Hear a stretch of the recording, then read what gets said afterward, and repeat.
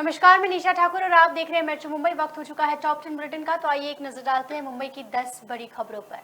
मुंबई में आज खूब बवाल हुआ। मुख्यमंत्री उद्धव ठाकरे के घर मातोश्री के बाहर शिव सैनिक पहरेदारी के लिए खड़े हुए। नवनीत राणा और रवि राणा अड़े हुए हैं कि मातोश्री के बाहर हम हनुमान चालीसा पढ़कर ही रहेंगे। मुख्यमंत्री उद्धव ठाकरे मातोश्री के बाहर शिव सैनिकों के भीड़ के बीच पहुंचे और साफ तौर पर कहा कि किसी की हिम्मत नहीं है मातोश्री के पास आने की। इकडे कोणी हिम्मत करणार नाही, तुम्ही घरी जा, तुम्ही दिवसभर इकडे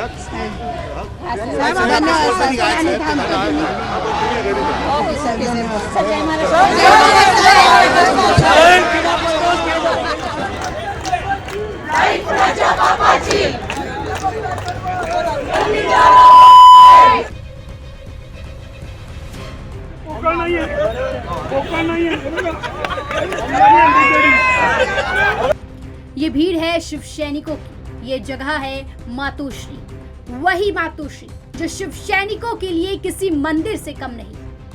मातोश्री के बाहर शिव सैनिक भारी संख्या में इसीलिए उपस्थित है क्योंकि राणा दंपत्ति ने मातोश्री के बाहर आकर हनुमान चालीसा का पाठ पढ़ने की चेतावनी दी है और शिव सैनिकों ने ये ठान ली है कि किसी भी कीमत पर मातोश्री के आसपास भी उन्हें भटकने नहीं देंगे।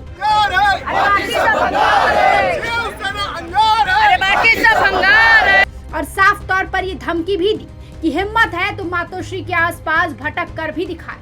हालांकि शिव सैनिकों ने ये भी ठानी थी कि राणा दंपत्ति को मुंबई में घुसने भी नहीं देंगे, लेकिन राणा दंपत्ति 22 अप्रैल को मुंबई में आए और वो फिलहाल अपने मुंबई स्थित निवास स्थान पर रुके हुए हैं। हालांकि शिव सैनिकों की भारी भीड़ देखते हुए मुख्यमंत्री उद्धव ठाकरे वर्षा बंगले से खुद मातोश्री पर पहुंचे। उन्होंने अंदर जाकर शिवसेना नेताओं से मुलाकात की और फिर बाहर आकर शिव सैनिकों की भीड़ से बातचीत की।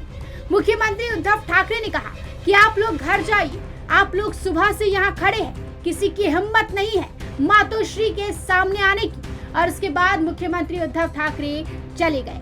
इकडे कोणी हिम्मत करणार नाही, तुम्ही घरी जा, तुम्ही दिवसभर इकडे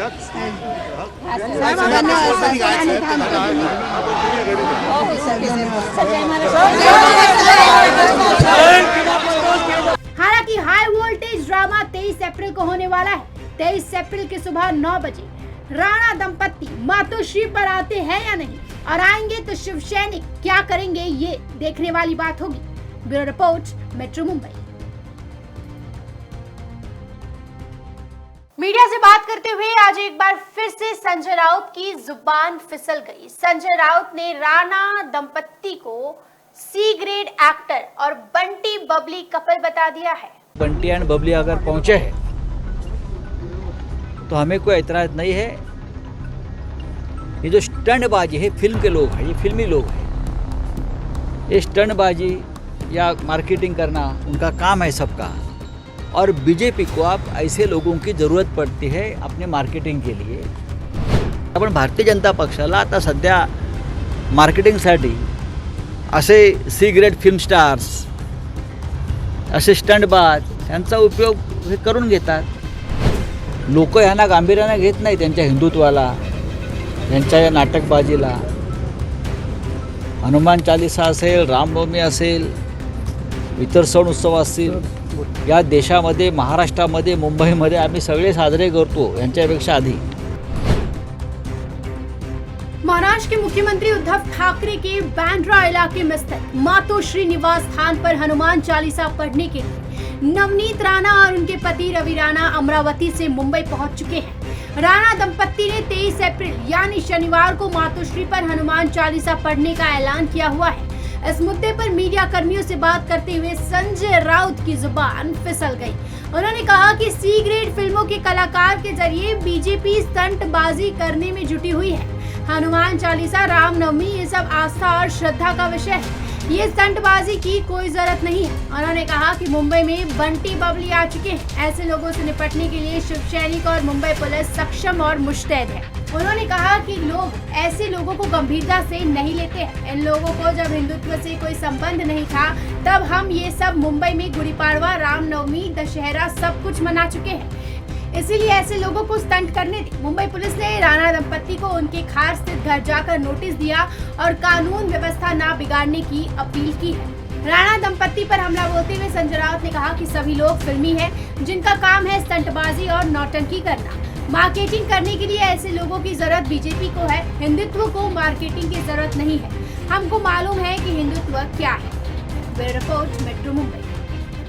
स्वास्थ्य मंत्री राजेश टोपे ने आज कोरोना को लेकर बड़ा बयान दिया है। उन्होंने कहा है कि महाराष्ट्र मास्क मुक्त नहीं हुआ है। महाराष्ट्र में भले ही मास्क पहनना अनिवार्य नहीं है, लेकिन लोगों को मास्क पहनना चाहिए।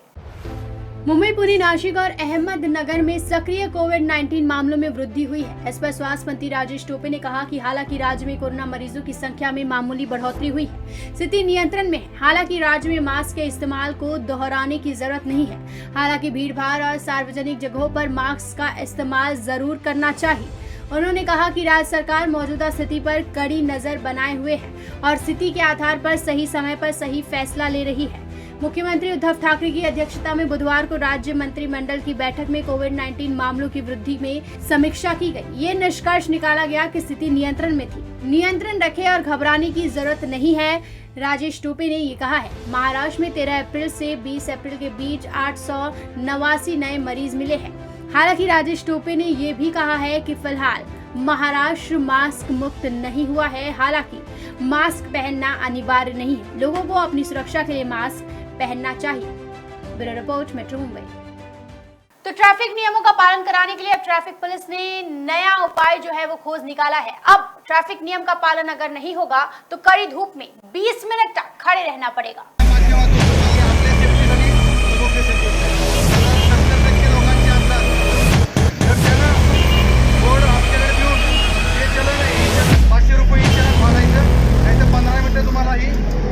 जनजागृती करायची असा हा त्यामागील उद्देश आहे।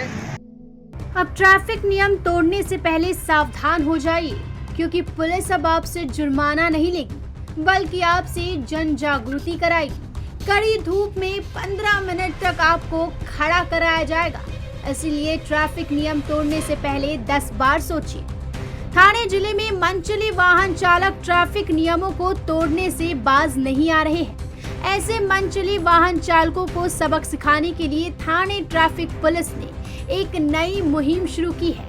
तस्वीरों में आप देख सकते हैं कि किस तरीके से हाथों में प्ले कार्ड लिए जिन लोगों ने ट्रैफिक रूल तोड़े हैं वही दूसरों को सीख दे रहे हैं, ताकि उन्होंने जो भूल की है वो दूसरे ना करें और एक्सीडेंट और दुर्घटना से लोग बचे। इसके तहत नियम तोड़ने वाले वाहन चालकों को सिग्नल नाकों पर खड़े रहकर ट्रैफिक नियमों के प्रति अन्य वाहन चालकों में जन जागृति करनी होगी। थाने ट्रैफिक पुलिस के मुताबिक जो नियम तोड़ेगा वो उस नियम को सीखकर अन्य वाहन चालकों को उसे सिखाएगा। यानी कि थाने पुलिस ने अब पाठशाला भी शुरू कर दी है। इससे वाहन चालकों को नियम के पालन की सीख लेंगे और अन्य को भी सिखाएंगे। बता दें कि नए मोटर व्हीकल एक्ट का पालन पूरे राज्य में होना शुरू हो गया है। नया कानून नियमों का उल्लंघन करने पर 2 गुना जुर्माना लगता है। ई चालान प्रक्रिया के कारण कार्रवाई होने के बावजूद भी नियमों का उल्लंघन जारी है, क्योंकि इसमें वाहन चालकों को किसी भी समय जुर्माना भरने का प्रावधान है। थाने शहर में उल्लंघन करने वालों की संख्या महीने हजारों में है। ऐसे और भी लोग हैं जो बाइक चलाते समय हेलमेट पहनने से बचते हैं और जो सिग्नल लाल होने पर भी उसे पार कर जाते हैं। इसीलिए ऐसे चालकों के खिलाफ कार्रवाई के लिए नए कदम उठाए गए हैं। थाने में सिग्नल नाकों और ट्रैफिक पुलिस के जवान और कुछ वॉलंटियर तैनात रहेंगे। बाइक चलाते समय और रेड सिग्नल पार करते समय हेलमेट पहनने से परहेज करने वाले चालकों को पुलिस द्वारा रोका जाएगा। उसके बाद इन नियमों को तोड़ने वालों को 15 से 20 मिनट तक खड़ा कराया जाएगा। उनके हाथों में एक बैनर भी दिया जाएगा। उन पर कोई जुर्माना नहीं लगाया जाएगा। इसीलिए यातायात नियमों का उल्लंघन करने वाले चालकों को अपना कीमती समय सिग्नल क्षेत्र में बिताना होगा। जो वाहन चालक जन जागृति नहीं फैलाना चाहते हैं उन्हें उसी स्थान पर उसी समय जुर्माना देना पड़ेगा। है ना कमाल का idea. Bureau report, metro Mumbai. तो पूरे महाराष्ट्र में बिजली संकट मंडरा रहा है। पूरा महाराष्ट्र अंधकार में जा सकता है। साफ तौर पर आप भी कई दिनों से अनुभव कर रहे होंगे कि बिजली कई घंटों तक गुल रहती है। हाथ में लेने की तैयारी शुरू हो, साथ ही बत्ती गुल होने की समस्या से निपटने के लिए महाराष्ट्र सरकार अन्य देशों से कोयला आयात करने की तैयारी भी कर रही है। 22 अप्रैल शुक्रवार महाराष्ट्र के डिप्टी सीएम अजीत पवार ने पुणे में मीडिया से संवाद साधते हुए ये जानकारी दी है। दूसरी तरफ महाराष्ट्र में बढ़ते हुए लोड शेडिंग के विरोध में बीजेपी आक्रामक हो गई है। विधान परिषद में विपक्षी नेता प्रवीण दरेकर ने राज्य सरकार पर हमला करते हुए आंदोलन करने की चेतावनी भी दी है। हालांकि महाराष्ट्र में बिजली संकट गहराता हुआ नजर आ रहा है। कई इलाकों में कई घंटे बिजली गायब रहती है और गर्मी के मौसम में लोग बिजली न होने के कारण लोगों को काफी परेशानियों का सामना करना पड़ रहा है। हालांकि जिस तरीके से खबरें आ रही है, महाराष्ट्र में कोयला पूरी तरीके से खत्म होने की कगार पर है। Bureau report, metro Mumbai. तो थाने में ड्रिंक एंड ड्राइव की केसेस बहुत ज्यादा बढ़ गए हैं। दुगना जुर्माना लिया जा रहा है, फिर भी शराब की सनक दूर नहीं हो रही है।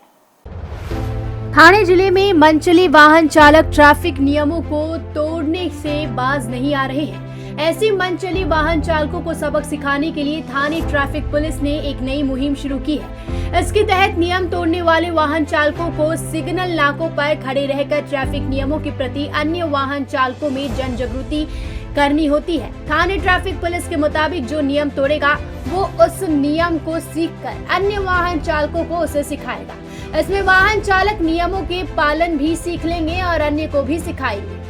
बता दें कि नए मोटर व्हीकल एक्ट का क्रियान्वयन पूरे राज्य में शुरू हो चुका है। नया कानून नियमों का उल्लंघन करने पर दोगुना जुर्माना लगता है। ई चालान प्रक्रिया के कारण कार्रवाई होने के बावजूद भी नियमों का उल्लंघन जारी है, क्योंकि इसमें वाहन चालकों को किसी भी समय जुर्माना भरने का प्रावधान है।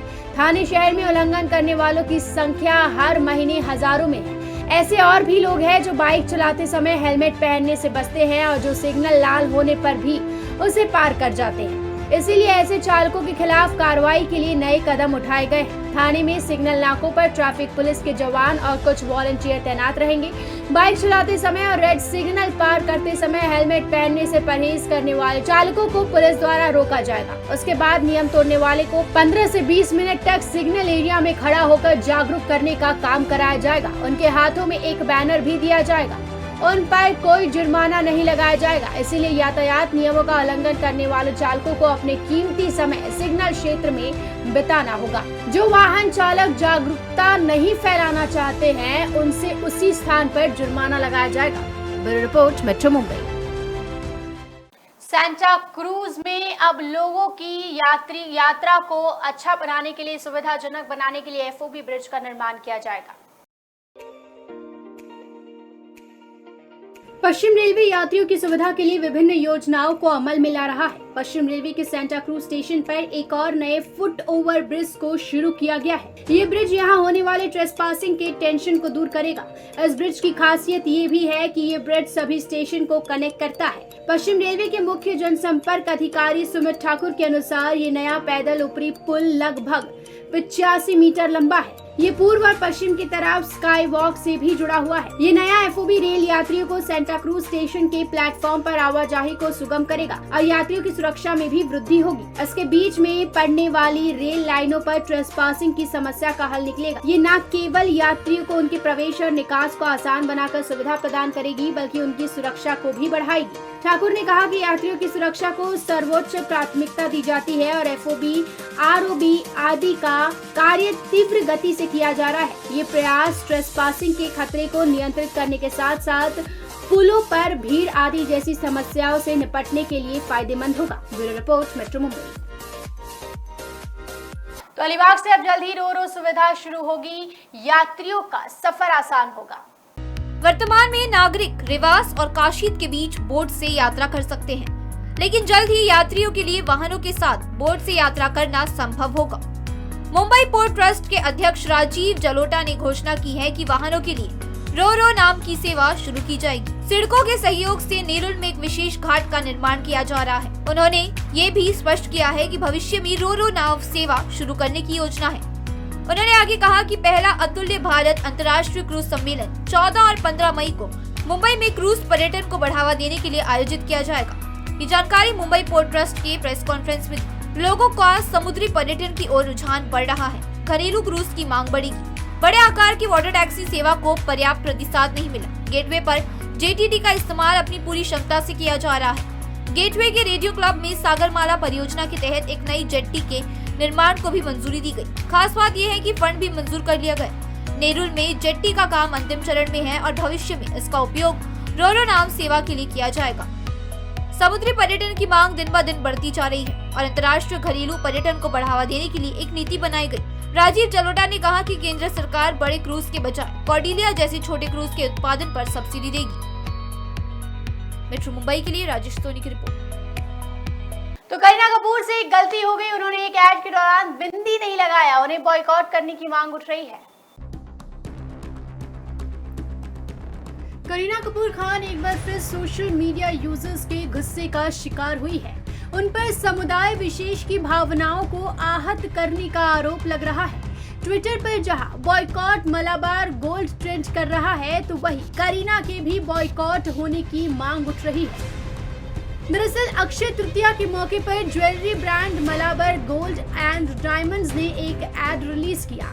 इसमें करीना कपूर अपने फैन से अक्षय तृतीया के दिन इसी ब्रांड के गहने खरीदने की अपील कर रही है। एक बार को देखने में ये विज्ञापन बिल्कुल सामान्य लग रहा है, पर फैंस की नजर जैसे ही करीना पर पड़ी वो भड़क गए। सोशल मीडिया पर लोगों का आरोप है कि करीना ने इस एड में दिए हुए उनके फोटो में बिंदी नहीं लगाई है। हालांकि उन्होंने ड्रेस काफी ट्रेडिशनल पहनी हुई है, उसके साथ मैचिंग की ज्वेलरी भी पहनी है, पर लोगों को यही बात खटक रही है कि हिंदू होते हुए भी करीना ने अक्षय तृतीया के एड में बिंदी क्यों नहीं लगाई है। करीना इससे पहले भी एक फिल्म में सीता के किरदार को निभाने की खबर के चलते बुरी तरह ट्रोल हो चुकी है। हालांकि वो सिर्फ अफवाह भर थी, पर करीना ने सैफ से शादी करने के बाद उनसे जुड़ी किसी भी खबर पर लोग भड़क जाते हैं। Bureau report, metro Mumbai. तो मुंबई जो कि काफी ज्यादा खूबसूरत शहर है, मुंबई की खूबसूरती और भी ज्यादा बढ़ गई है क्योंकि पिछले कुछ दिनों से मुंबई के मलाड में फ्लेमिंगो भारी मात्रा में देखे जा रहे हैं।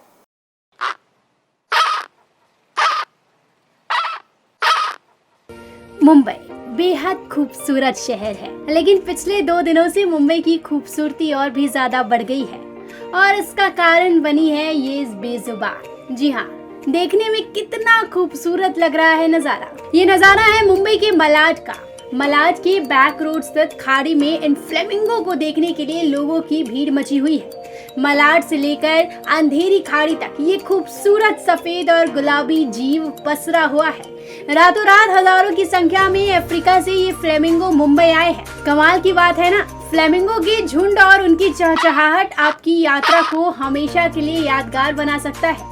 यहाँ आने वाले पर्यटक इन फ्लेमिंगो की तस्वीर कैमरे में कैद करने के लिए उतावले हो रहे हैं क्योंकि एक साथ इतनी बड़ी तादाद कहीं और देखना मुश्किल होता है। इस क्षेत्र में कचरा, सीवेज और फैक्ट्रियों से निकलने वाली गंदगी का डंपिंग यार्ड बनाया गया है। इसी का कारण है कि फ्लेमिंगो को खाने के लिए कीड़े मकोड़े पर्याप्त मात्रा में मिल जाते हैं, जिससे इनकी संख्या तेजी से बढ़ रही है। मेट्रो मुंबई के लिए यश पितले के साथ निशा ठाकुर की रिपोर्ट। तो ये थी मुंबई की 10 बड़ी खबरें और आप देख रहे थे टॉप 10 बुलेटिन। रोज रात मेरे साथ देखिए मुंबई की टॉप 10 बुलेटिन सिर्फ मेट्रो मुंबई पर। धन्यवाद।